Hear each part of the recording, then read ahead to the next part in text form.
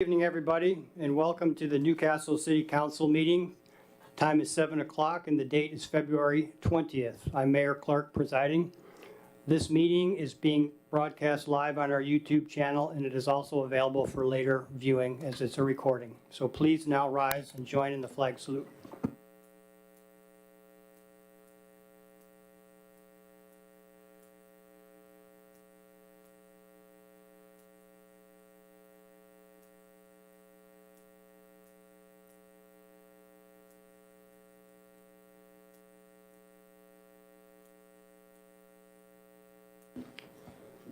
City Clerk, please call the roll.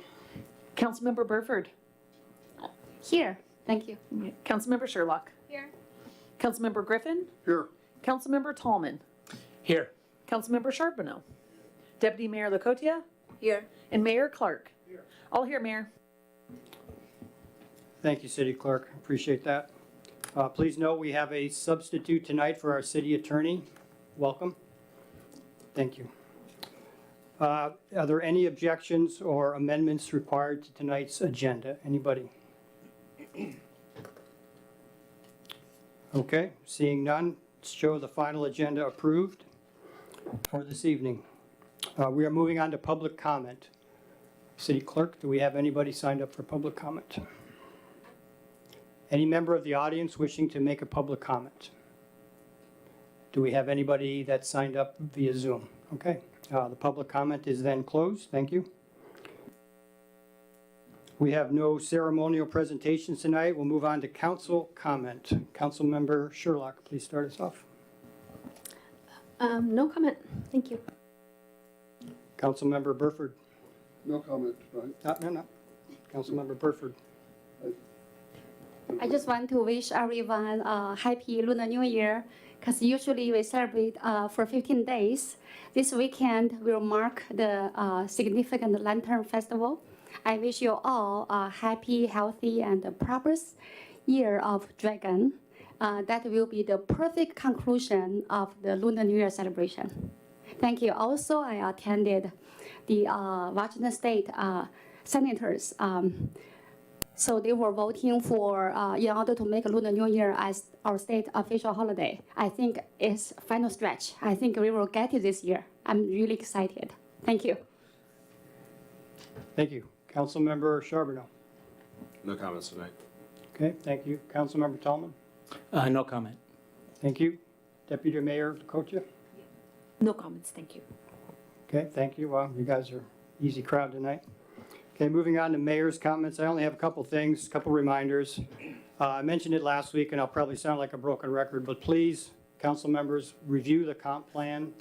You'll become familiar with how it exists now, so we want to make sure our planning commission gets all the support they possibly need. So if we understand what it is when they start talking to us, it'll be better for them.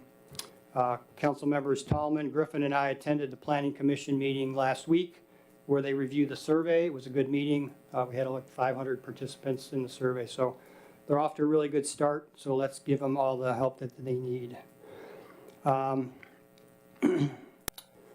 There's been some questions I've received from the public about the ad hoc committees. So next meeting, and we'll talk about this in the planning calendar, will be our public safety discussion, and that's when the ad hoc committee for public safety will be presented. The duties, responsibilities, and a sign-up sheet. And then the finance ad hoc committee will become later this year as we start to get into budget season. There'll be more information then. And that is all I have for mayor's comments. Moving on to council committees. Were there any council committees that met? Finance committee? We did a meeting. No meetings, okay. Regional committees. Who has a regional? Councilmember Charbonneau, go ahead. Thank you. The Sound Studies Association Public Issues Committee met for the first time this year.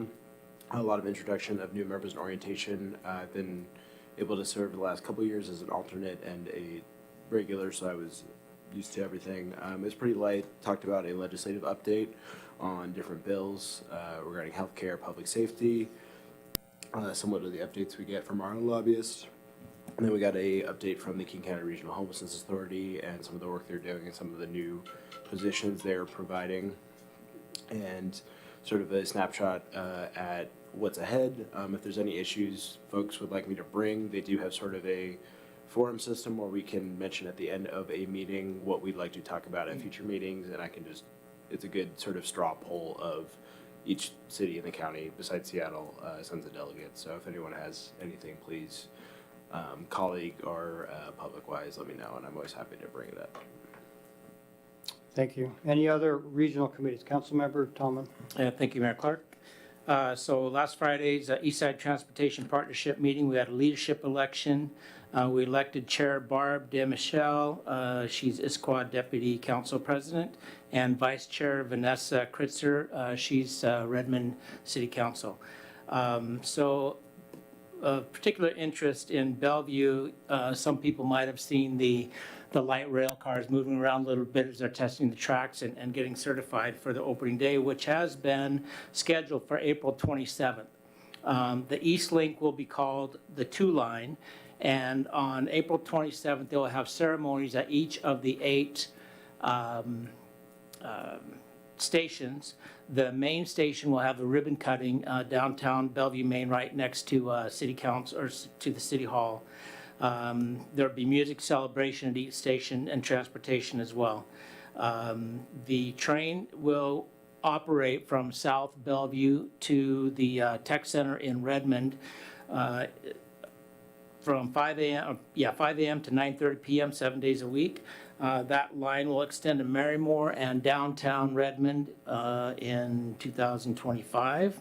And then hopefully in 2025, they will finish construction on I-90 where it'll be connected to the link that will go all the way up to Linwood. And you'll actually be able to ride in one seat from downtown Redmond all the way up to Linwood when that opens.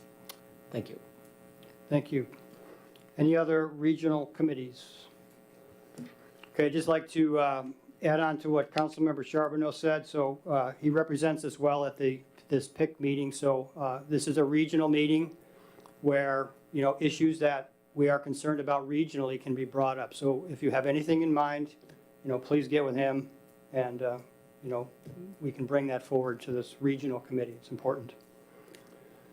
Okay, we have on our agenda the CAC. Next is the CAC Council Report. Nobody's here from the CAC, so that report is in your packet. Okay, Councilmember Burford, did you have a question? May I add one more item? I'm sorry, for regional committees? For this regional event, I attended as an elected Sure, go public ahead. official. So on this weekend, February 17th, as an elected official, I was invited to attend March and Rally for the Future, commemorate the Chinese Exclusion Act, and Adam Smith, and also Attorney General Bob Ferguson, and Seattle Police Chief, and Bellevue City Council member, Edmond City Council member, Seattle City Council member, and Newcastle City Council member, myself, and our resident Gary Lee, Mr. Lee, and also Jesse Tam. Newcastle, really, we were well represented at the event. So it's really historical. We marched from the International District all the way to the waterfront. Just want to remember the history. Yeah, I just want to let everybody know. Thank you. Thank you. Okay, moving on, City Manager's report. City Manager? Thank you, Mayor. Good evening, Council. Not a lot besides what's in the City Manager's report in your packets. I do just want to remind the Council that we're kind of in the home stretch as far as the legislative session being a short session this year.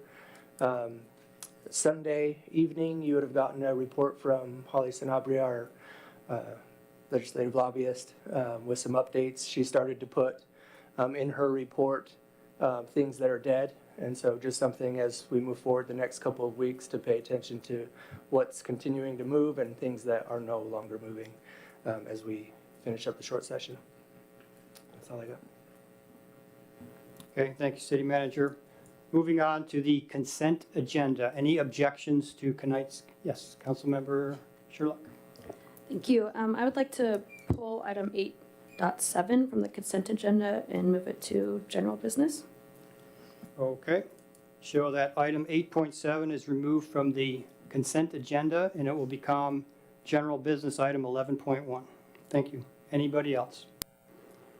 Show the consent agenda as approved as amended, minus item 8.7. Thank you.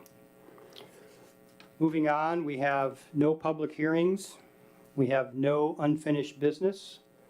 So we are now to general business, and we have a new item, 11.1, which is adoption of resolution 2024-986, comprehensive financial management policies amendment. Councilmember Sherlock, go ahead.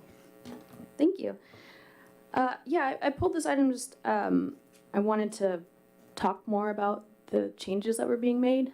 I appreciate Finance Director Chambers going through with a fine-tooth comb and getting all those little changes. That was just cleaning it up. I appreciated that. But the big changes that are in the summary on our agenda bill, I was hoping to hear from the Finance Committee kind of the reasoning behind making these changes, because it wasn't really clear in the agenda why the changes now. Okay. Who would, from the Finance Committee, would like to address Councilmember Sherlock's question? Councilmember Griffin? The question is, why are we making these changes and why now? Well, we thought we needed the changes set up so that we, as we go into the budget session later on in the year, we know where we're going instead of go ahead and do like we've been doing for the years past. That we don't know where we're headed or what's going to happen with us. So I think we felt like these changes needed to be made now. So give the city manager time to think about what he wants to do and how to do it for bring a budget. The other reason was we don't need that kind of money in the reserve. And in the past, we passed that so that we'd have 25% in the reserve. And I think the intent back then was so we wind up with setting money aside. Didn't appear to be available, so we would have a reason for having an additional tax. And so we felt like this is not a good idea. Councilmember Tallman or Deputy Mayor Lakota, would you like to add anything to why we're making these changes now? Yeah, just the intent of the first provision is just to set us up for, like Tom said, success for the year, but to allow the city manager to bring us a budget that doesn't include any proposed tax increases without previously discussing that with the city council. So we are trying to begin the year with a positive note. Oh, Councilmember Sherlock, go ahead. Thank you. Yeah, I guess I'm just, I don't think the city manager can't impose any taxes. It has to come through the council. So I don't really understand why we would prohibit him from giving options if we're in a situation where expenditures potentially aren't meeting revenues. I would like to be able to see options on both sides, cutting expenditures, which we've done a lot of in the last couple of years, and what other revenue options are. And it seems odd to say he can't even present those options for us when we're talking about a preliminary budget, which is not the budget. It's preliminary, then the council can make all the changes that we want. Deputy Mayor Lakota. I think the last two budgets we saw that we were not spending, our expenditures were lower than the revenue. So we were more than balanced. And in the past, that was the policy. I don't know, a few years ago it got changed, but the policy was always that, the city has to present a balanced budget. And that's what we are here for. We'll make sure that the budget is balanced, and we will come up with ideas if I think the city manager already feels very confident that he can balance the budget given the last two budgets. So if he runs into an issue, then yeah, it can be brought to the council and we'll resolve it then. Go ahead, Councilmember Charbonneau.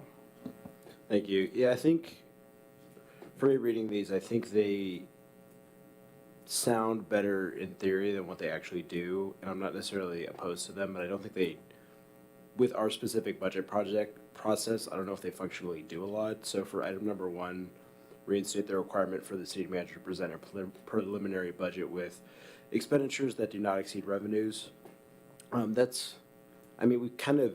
There are multiple stops in our budget process where the city manager is soliciting feedback from us, right? Saying, how would you like me to present this to you? How would you like me to show this to you? And at the end of the day, we still have ultimate autonomy over the budget, right? We can make any amendments we want. We can, especially, we can make a budget amendment during the year, but we can also, in the budget process, it's a lot easier to change things as we want. So I guess it's actually very minor, I guess, in what it does, in sense of like, it's codifying a certain way that the budget is presented to us, although we would still have full autonomy to change the budget in any way we want, right? So that doesn't really change much, quite honestly. The second item, the preliminary budget shall not include any new taxes or increases to existing tax rates without prior approval of the council. I mean, there's no tax that would ever exist without really thorough discussion and really thorough prior approval of the council. So that one's kind of confusing to me because I think the way it'd been presented in the past was just as like a different lines in terms of what it would look like if there was a different revenue source that comes from a various sort of tax. And again, I think that's something that we have a conversation about anyways. So I don't know if the amendment here or the sort of the legislation here functionally really changes our process or how we would engage in all of these things. So I guess I'm confused when I hear from Councilmember Griffin is when he says, I feel like these changes need to happen now. I feel like these are just things we could tell the city manager anyways, although I'm not necessarily opposed to it because I don't think it really changes much. I don't think it ultimately does much. And I think these are all things we'd have conversations about anyway, and I just think it's important to say that for the public, I guess, with our budget process, these are things we'd have conversations about, and these are things we'd want to talk about regardless, and wouldn't really change the process too much, just codifying the way we want a city manager to present it to us, I guess. If anyone has any comment on that, I'd love to hear it, but. Anybody else? Councilman Griffin? For 7 years, I've been watching the city. I came to the city December of 2018, first time I'd ever been here. Came to a meeting because somebody tried to get me there, and I went. I didn't have anything to say. I listened to them. The budget was out of whack by $500,000, and they were looking for a utilities tax for $1.4 million to cover the $500,000. And our first several guys in their public comment was complaining about hiring so many consultants and not paying attention to the consultants. And so I went to the microphone, gave my name and where I lived, and also my background was accounting, I told them. And I said, it's obvious to me that you folks don't have a clue about how to put a budget together, because the way you put a budget together is pretty simple. You put down your revenue, and then you put down your expenses, the most important ones first. And when you run out of money to cover the expenses, then you have a budget. And they, that evening, decided not to vote for the utilities tax. It was voted down. But they spent until 1:30, one meeting, getting it to balance. They had a CPA on the council at the time, and they made it balance. Within a month, they found $500,000 they didn't know they had. And I was just amazed. How do you do that?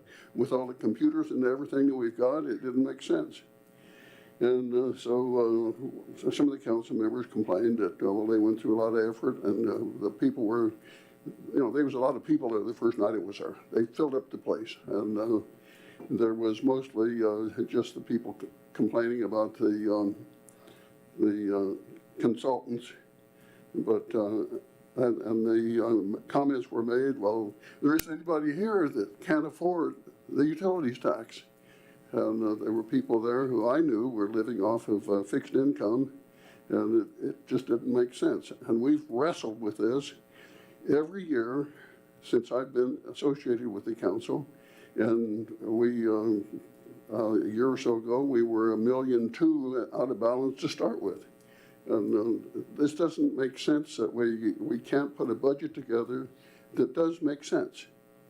Yeah, I know we've got a big organization and there's a lot of things to take care of, but the financial director we had prior to Lindsay, he put a budget together, and I know that he was overestimating the expenses and underestimating the income. He even admitted it. And he put a budget together. You were there, Scott, and he slammed his fist on the budget and said, "There's no cuts in this budget." Well, there were some cuts in it, but whenever it come down to us making cuts, not much was happening. Although I personally did get one through the for the road maintenance through the REACH fund. It was a big item. And of course, that took a lot of effort, and I had several back and forth with the people so that we could get it. And, if I'd been easy to give up, we would have lost $313,000 of budget money that year. But I'd stayed with it. So what we're talking about is something that really does make sense for the city to have a balanced budget going into where we're going. If we need a tax to support it, and we really have to have it, then okay, I think that we could probably be supportive of it, but we've been where we don't know where we're going or how we're going to get there.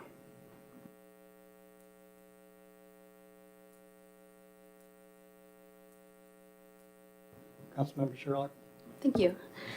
Yeah, I think we've had some issues in the past that I feel very confident. We have a lot of new staff members that are doing a fabulous job, and we don't need to live in the past, but I still don't really understand the reasoning for a lot of this stuff that's in these changes. For example, not including, not allowing for there to be an operating deficit in a general fund that has currently a beginning balance for 2024 of $5.7 million. So that's nowhere near 25%, which would be the minimum. I understand changing the minimum to doing away with the 25% minimum in the capital funds. That totally makes sense to me. We talked about it when I was on the finance committee last year. But we're not near that right now in the general fund or any of our operating funds. Well, maybe the street fund. But so I don't understand what the finance committee wants to do with the $5.7 million that's the beginning fund balance in the general fund if we're not allowed to utilize it in our budgets moving forward.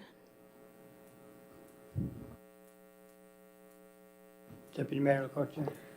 Yeah, I think we're following, standard principles and guidelines, financial guidelines. And in the past, the percentage was against the revenue. It should be against the expenditure. So, and I think the 15% was 15 to 17% was what was in the past.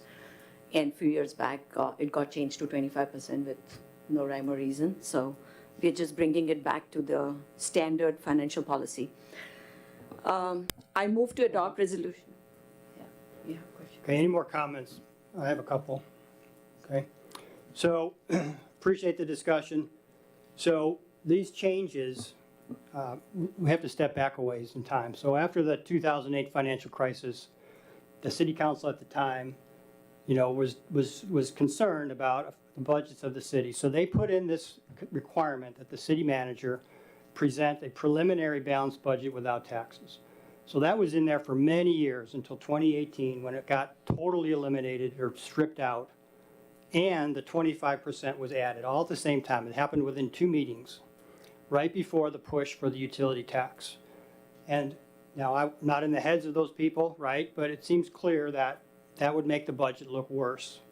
So that would make the utility tax look more enticing. We are restoring these common sense provisions into the budget that were, or excuse me, into the policy that were there before. And instead of going back, it was 10% on the funds, we're going to 17 because that's a reasonable reserve amount, and we're not going to every fund. So we're restoring our policy and procedures to a common sense position that existed forever prior to 2018. So I commend the Finance Committee for, putting these common sense tools back in. And it may seem like, and Councilmember Charbonneau is exactly right, we're going to talk about all this, but this is not just for this council or this city manager, who we know is doing a really good job in looking at all the possible savings. This, we could revert back to a lesser standard, I'll just say that, right? And that could be taken advantage of like it was in the past. So this is for now and for future, for the council and the city and the staff to make common sense decisions about the budget, the expenditures, and the revenues. That's all we're doing. We're restoring what was there before. It's not a brand new thing from scratch. It was, if you go back to 2018, prior to 2018, you'll find the same stuff was in the financial policy before it got changed. So I think this is just restoring us to a really good common sense point, and I appreciate the discussion and great questions, and perhaps we could have done better or more explanation, but I think, we're doing the right thing personally. Okay. Have any motions on the floor? I move to adopt Resolution 2024-986, amending and restating the Newcastle Comprehensive Management Policy as presented in Exhibit A. Second? Okay, it's been motioned and seconded to adopt Resolution 2024-986, amending and restating, the Newcastle Comprehensive Management Policy as presented in Exhibit A. Deputy Mayor Licotti, do you want to speak to your motion? No, I think we've had a good discussion, so. Councilmember Griffin, do you want to speak to the motion? No, I think we've talked about it plenty. Okay. Okay, so the motion on the floor once again is to move to adopt Resolution 2024-986, amending and restating the Newcastle Comprehensive Management Policy as presented in Exhibit A. All in favor say aye. Aye. Any opposed? No. Okay. The motion carries 6-1. Councilmember Sherlock in opposition. Okay. Moving on. That concludes our general business, so we're at additional public comment. Any members of the audience wish to speak at public comment? Anybody signed up to speak on Zoom at the second comment? No? Okay, the second public comment is closed. We're moving on to the planning calendar. City manager. Thank you, Mayor. So, as everybody's aware, we're going to start at 6 o'clock on March 5th for the public safety study session with a regular meeting after. Looking at that regular meeting, we're trying to keep that meeting light just so that we have time for the public safety study session, and then have the option, if there's additional discussion to be had after the first hour, we can bring additional discussion into the regular meeting. For March 19th, we will have 2 presentations for the council. We'll have the 2023 year-end report along with a report from Director Bronze that was talked about last year as far as 116th Avenue Southeast and traffic calming options and costs at that meeting as well. We will look towards April for maybe an extended study session as far as strategic plan items and things that the council will need to discuss, or things that staff want to make sure are in front of the council and made aware. We don't have which meeting at this point. Councilmember Charbonneau, go ahead. Thank you. Just trying to get a better understanding for the study session on public safety. So it looks like that, from what I see in the notes, it isn't necessarily led by our police chief, like a quarterly crime update. It's more of will it be led by Mayor Clark? And so can you, I guess, speak to that a little bit more? Sure, be glad to. Yeah, thank you. I was going to, and so thank you for that. So the public safety study session, there'll be a couple of elements to it, and everybody will get a detailed agenda. But essentially, we're going to, and I'll ask Councilmember Tallman to speak in a second, but we're going to have the police chief, and he'll have some people with him. We're going to talk about crime statistics. We're going to invite community members from as many HOAs, HCAs that we can get to participate. We're actually, we had a dilemma at the beginning of this. We decided, well, we hope, honestly, that we pack this room and we have standing room only, right? But we don't want people to be left out. So we're going to have extra chairs. We're going to have an overflow room in the front conference room just in case. So we really hope to get a lot of participation. We're going to discuss the purpose of the ad hoc committee. We're going to discuss, how you can sign up, what it's all about. We're going to ask the public to talk about what concerns them, so we get some input from the public. So it's going to go in kind of steps where the chief is going to talk first, talk about some statistics. We'll invite the public. He'll have his detective with him and so on.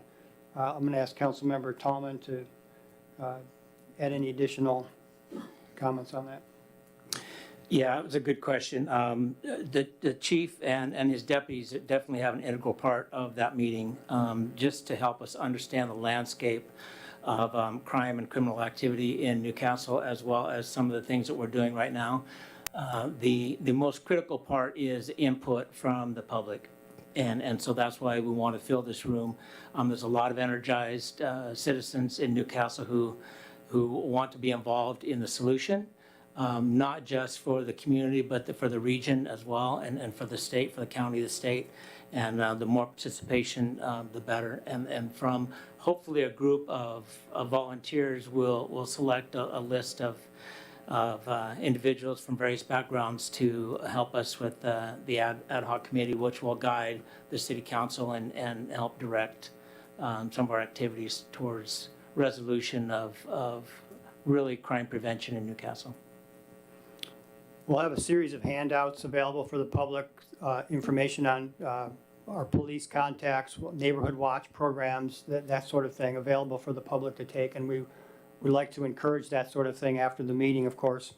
I would also encourage each of the council members to, and I believe that should by now each of you have got an invite from Judge Gregory to meet with him. I met with him today. It was a great meeting. Councilmember Tallman and I have each done a ride along as well, try to understand what's going on out there. We've met with, Deputy Treadway, and so it's important so that we know exactly what's going on in the community, what the public feels.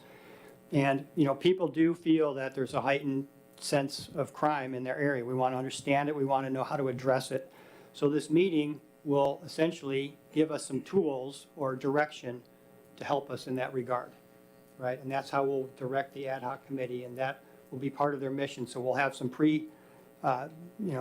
set up agenda items for them, but we'll also take the input from the community and add it to the ad hoc committee for duties and responsibilities. So to that end, as council members, if you have somebody in your community or friends, neighbors that's concerned about public safety, please invite them. Bring their comments. We'd like to hear from them. They can email us as well, comments. There'll be a Zoom feature available. They can call in from the meeting if they can't make it to the chambers. All right. So, Councilmember Charbonneau, I hope that kind of answered your question. put some direction towards next session's meeting. If there's questions ahead of time between now and the meeting, please contact myself, Councilmember Tallman. We're kind of driving this, or city manager, of course. And we want this to be a pretty successful meeting. Any other questions, comments, Councilmember Tallman? Yeah, we would also like to broaden this discussion beyond crime and public safety to actually prosecution in the courts and some of the challenges that we're having in the city, in the county, and in the state. So it won't just be focused on crime, but also the longer-term solutions. And the meeting is really a kickoff to this topic. It's not, at the end of the meeting, we're going to have 10 solutions for public safety or anything like that. It's going to give us a really good direction of where to take this next, right? This is number one, in most surveys, number one concern of the citizens. Councilmember Charbonneau? Yeah, thank you for answering that thoroughly. I think my couple pieces of feedback were, I'm glad the chief will be there. I don't know if he's the one leading it off or not. I guess I would think it's a very, what I would like to see in terms of the outreach to folks that are coming, whether it's HOA, other stakeholders, right? I think it can be a very emotionally charged topic. And I think if it's a situation where folks are coming and everyone wants to share their own anecdote of what they've experienced with public safety in Newcastle, it's not that that's not valid. That is. That's very valid, and we're happy to intake that maybe over email or something. But I think if we do that in that sort of study session setting, I think it would last 12 to 20 hours. I think it would be very long. And again, that's not to say it's not valid. I just think this sounds like something we'd want more targeted action for folks and actual answers. And solution folks have conversation with Chief Kajihiro of locking your cars or preventing porch pirates, tactics to do things like that, as opposed to, not necessarily a circle of go around and be what people talking about times their home has been broken into or something like that. And I think that can get very emotionally charged very quickly. I think that we could do that for hours upon hours. So would emphasize again that of course that's valid and we want to hear those experiences, but I don't think the study session would be the right setting to intake that, if people understand what I'm saying. I do understand what you're saying. Thank you. It's, you have a valid concern, and I will make, we'll have a really good focus on the meeting. So the chief will start it off. And if we have a room packed and a lot of people want to speak, we are not holden to 3-minute comments. We can have a 2-minute comment. It's up to us, right? So we understand some people are going to be here and they've probably had bad experiences. They're emotional, but we're going to encourage people, and I will, before people even comment, I will encourage people to, what do you think would help your situation, or what would have helped that particular situation? So we want to try to, even from people's experiences that it might not be pleasant, we want to draw out some sort of potential future corrective action, right? So I understand, we're going to get mixed comments. So yeah, I understand that very much. Are there any other comments for the planning calendar, questions for the city manager? Anybody? Okay. Oh, go ahead, Deputy Mayor Lacotia. Just a quick thought on the planning calendar for March 19th. I know we still have ARPA, which is, we're still in discussion, and we've already received a lot of ideas on that. So I was thinking that, like the finance committee is meeting and we can look at the ARPA and kind of brainstorm and come up. We already have the ideas. The finance committee can consolidate those and come back to the council with a recommendation so that, it can be actionable. And one last thing I'll say is you see there's a town hall on May 5th. So we briefly talked about it last time. I want to hear the council's input, right? This isn't going to be just me telling us what we're going to do, right? I would like to see a lot of public input, a lot of questions from the public. We haven't really done that in the past. But beyond that, if there's something specific that you'd like to discuss or see at the town hall, please share that, right? It's a group effort. And we'll talk more about it as we get closer, but I'm just planting that bug in your ear right now. Oh, Councilmember Burford, you have a question? Yes, just for planning purpose, also we're talking about the public safety study session and budget. So I know that other cities, they have sent their council member delegation to Olympia and just talk with the legislator they got some support for their city and the people. I'm just curious and wondering if I think Newcastle, we should do one. So other cities, they have done it and they got their money. So I think we should make our effort, if possible. Good point. Thank you. City manager, we decided not to go to the recent, you want to talk about that, the recent event in, Yeah, so city action days this year overlapped with a busy kind of schedule for the legislature. And so Holly, our lobbyist, just kind of gave us the heads up of, hey, you can come down to city action days, but you're not going to get FaceTime with your legislators. And so that was essentially why we didn't take advantage of city Okay. action days. go ahead. Yeah, this is not, I know about City Action Day. That's the huge event. This is something City of Bellevue, City of Redmond, and they are so excited. They made an announcement. They just sent their deputy mayor or certain council members who are available. They travel to Olympia on behalf of their city and just shared what they need, really, really need it. So, and then they got really, really essential funding. That's really great outcome. Not at the city, not at that event. Yeah, a separate one. Yeah, thank you. Okay. So if we do it, I would like to join. Thank you. Thank you. Any other comments or questions? Okay, seeing none, that concludes our meeting. The meeting is adjourned.